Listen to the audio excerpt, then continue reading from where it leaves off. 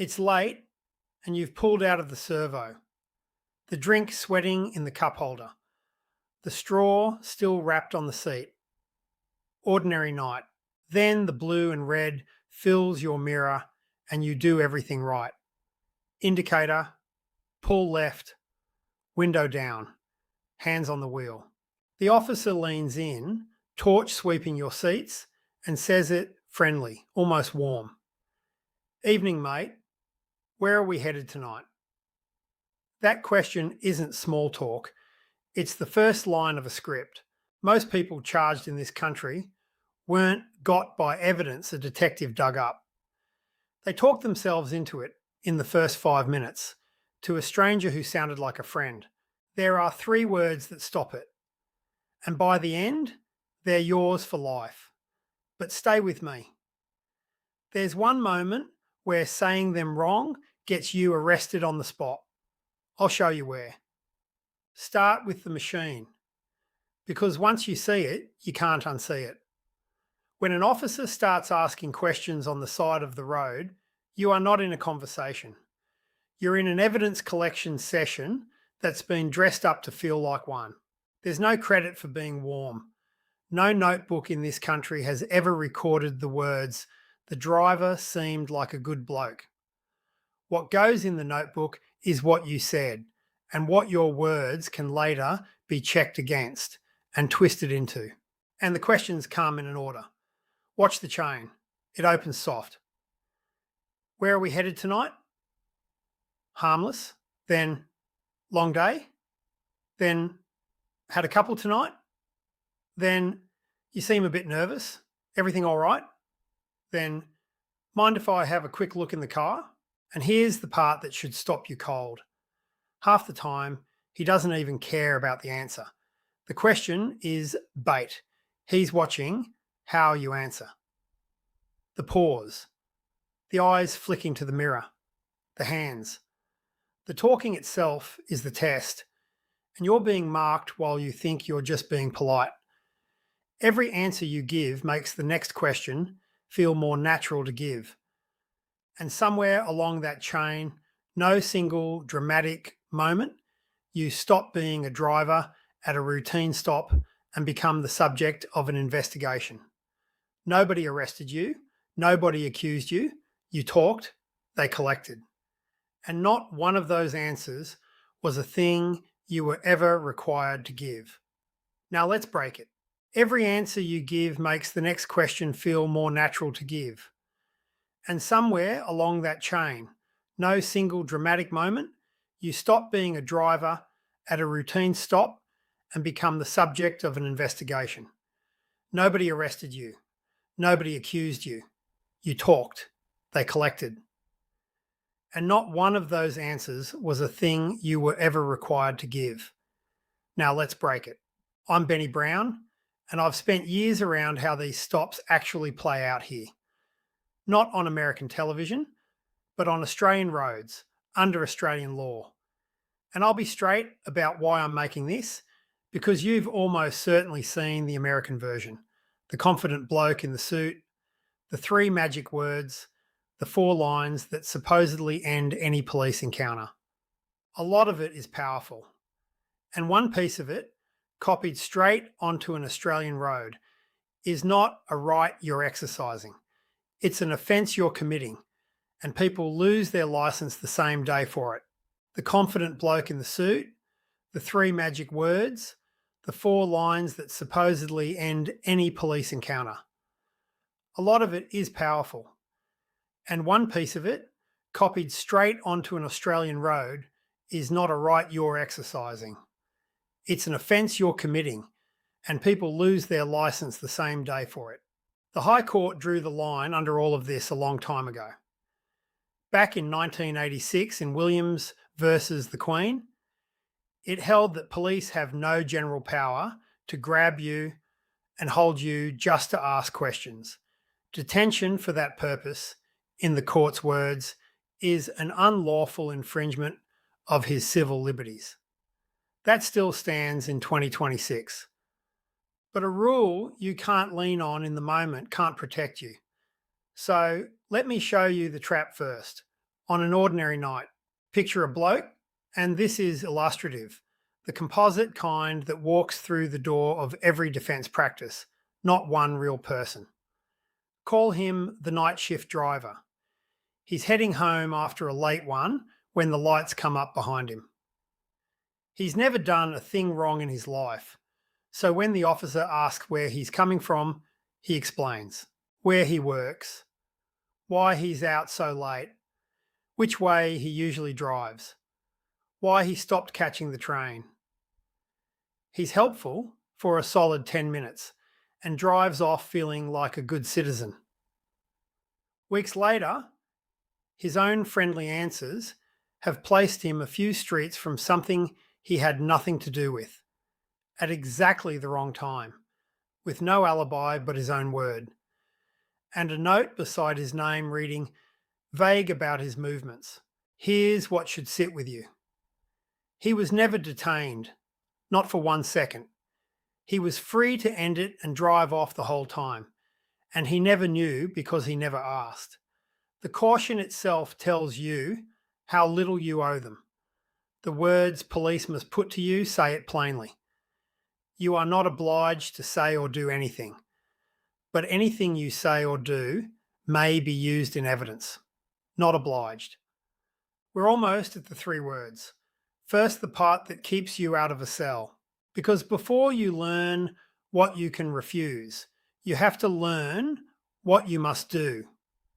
And this is exactly where the American scripts get Australians arrested. Think of it as the toll.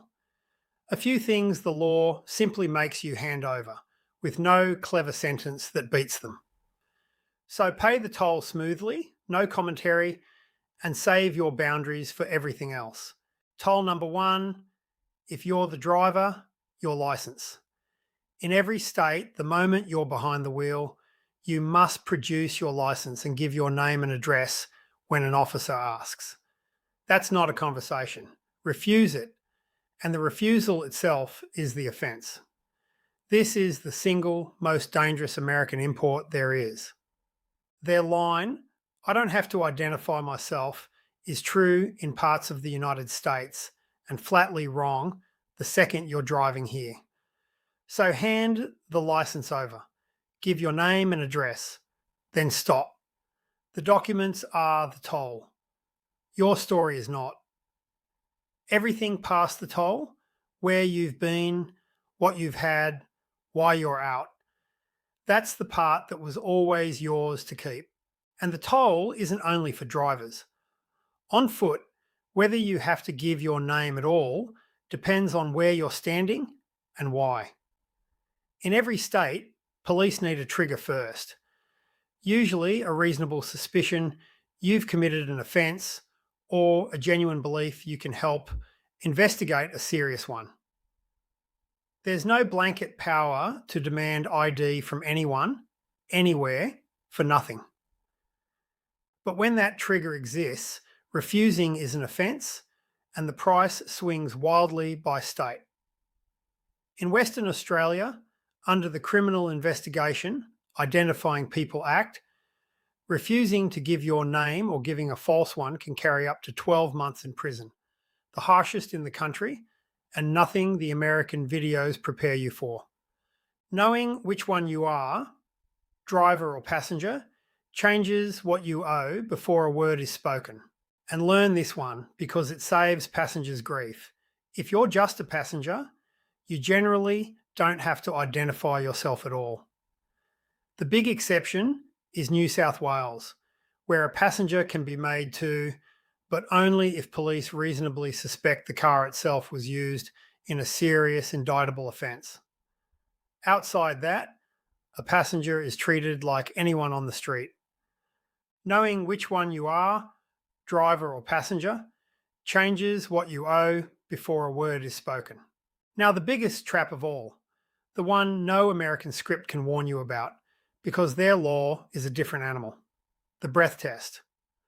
When police say, blow into this, at an RBT, that is not a request. It is not a chat. And it is not something you have a right to refuse. Refusing is a criminal offence in every state and territory. And here's the part that should end the argument forever. In New South Wales, refusing the actual breath analysis, the station test, is punished at the same level as the very worst drink driving reading. First offence, a fine of up to $3,300, up to 18 months in prison, and an automatic 3-year loss of licence. You gain nothing by refusing, and you lose everything. Roadside drug tests, the saliva swab, are the same.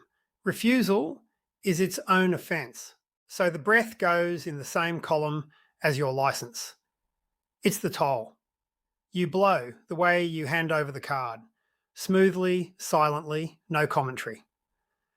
What the 4 lines protect is everything built around the machine. The how much have you had, the where have you been, the mind if I look in the boot.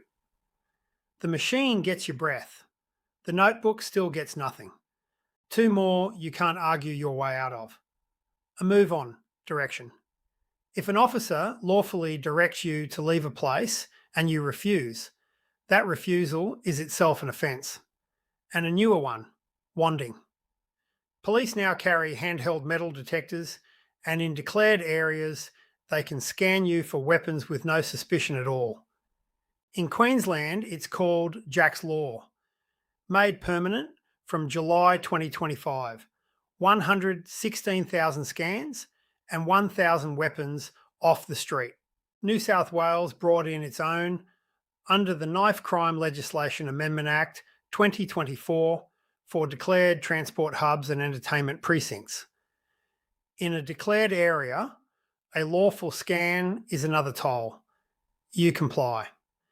Every one of these is a thing you do, not a thing you fight. That's the entire first half of staying safe.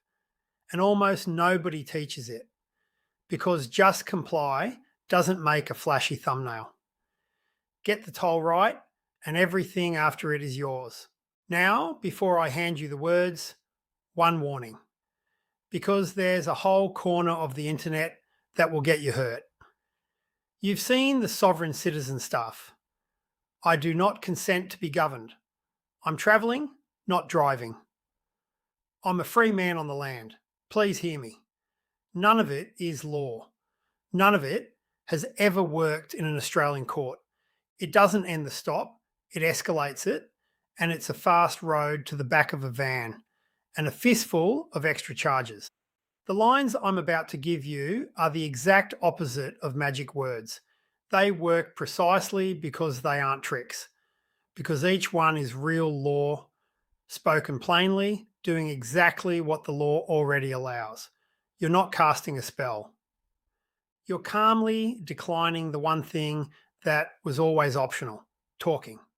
So say them the way you'd ask a stranger for the time. No attitude, no performance.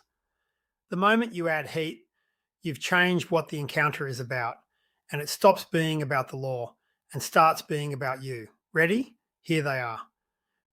And here's the trap I promised you at the start.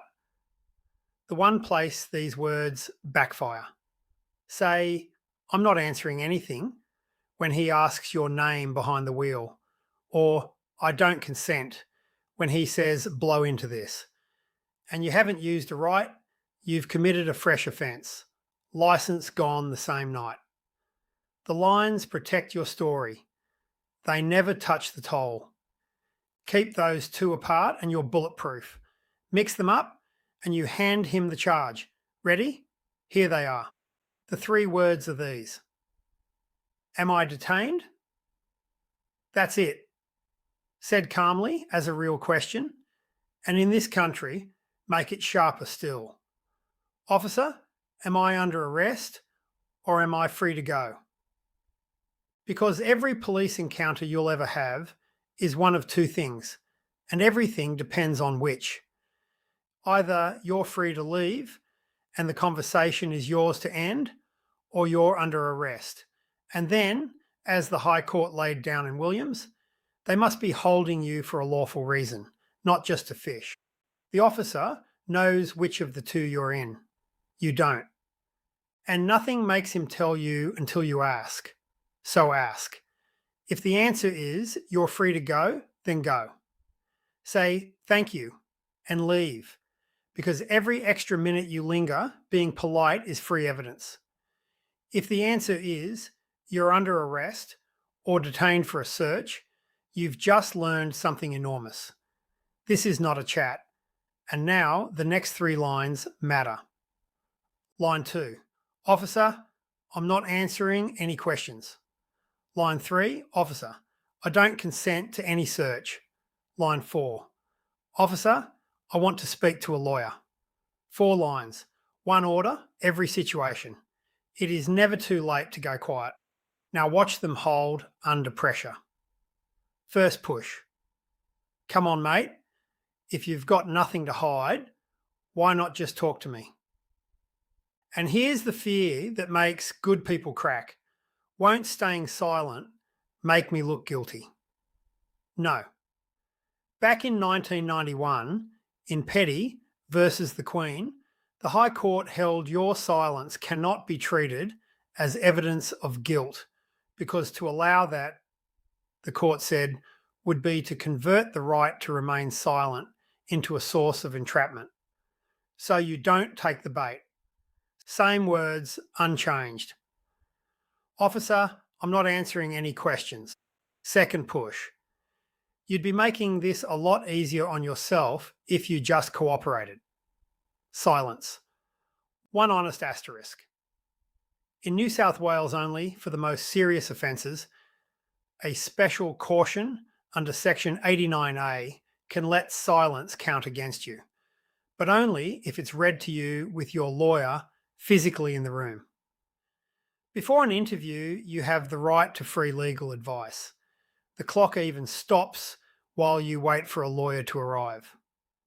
I've never heard of a soul who regretted waiting.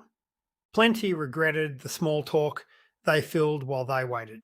Line 3 is where the real money sits. Consent. A search you agree to needs no grounds at all, and no officer is ever required to tell you that you're allowed to say no. That friendly, mind if I have a quick look, is doing enormous legal work. So you say it, calm and clear. Officer, I don't consent to any search. Now, the honest version, saying it does not stop a lawful search, but it matters later. Under Section 138 of the Evidence Act, a search done improperly can have its evidence thrown out, but usually only if the record shows you never consented. And this is not theory. On the 30th of September 2025, the New South Wales Supreme Court awarded $93,000 over an unlawful strip search at a music festival, condemning what it called a flagrant disregard of the rights of the plaintiff. More than 3,000 people have joined that case, the largest of its kind against police in this country. Your quiet, I don't consent, is exactly what keeps that door open.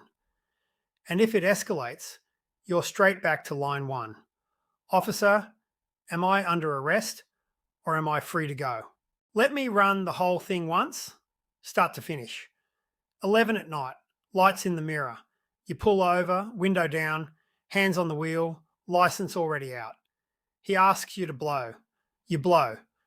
Toll paid. Then it starts. So where are we coming from? Calmly. Officer, am I under arrest or am I free to go? He blinks because almost nobody asks. It's just a question, mate. You're not in trouble. That's not an answer. So you ask again. Same tone. You're detained while I finish the stop. Fine. Now you know. Had a few tonight? Officer, I'm not answering any questions. You'd make this easier if you talk to me. Silence. Anything in the car I should know about? Mind if I look? Officer, I don't consent to any search. And now he's out of road. He writes the ticket or he doesn't, and you drive home. Your total, about 40 words, Zero evidence handed over. One of you is home asleep, while the other's still on the shoulder. So I gathered all of it in one place, in plain English. Every line, what changes at each state border, exactly what to do if they search you anyway, and the words for the door, the phone, and the footpath too. It's a book called Know Your Rights, and it's linked in the description below. This is legal information, not legal advice. If you're facing something real, get a lawyer from your own state. Free legal phone help exists in every state. The numbers are in the description. Put them in your phone tonight, so make it yours. Officer, am I under arrest or am I free to go? I'm not answering any questions. I don't consent to any search. I want a lawyer. 4 lines, 15 seconds, yours for life. Then send this to the one person in your life who's too polite for their own good. Next time, those headlights fill your mirror, your hands already know the wheel. And that drink will be waiting when you get home. When it's not your window they're at, but your front door. Watch the one on "We've had a call about you." I'll see you there.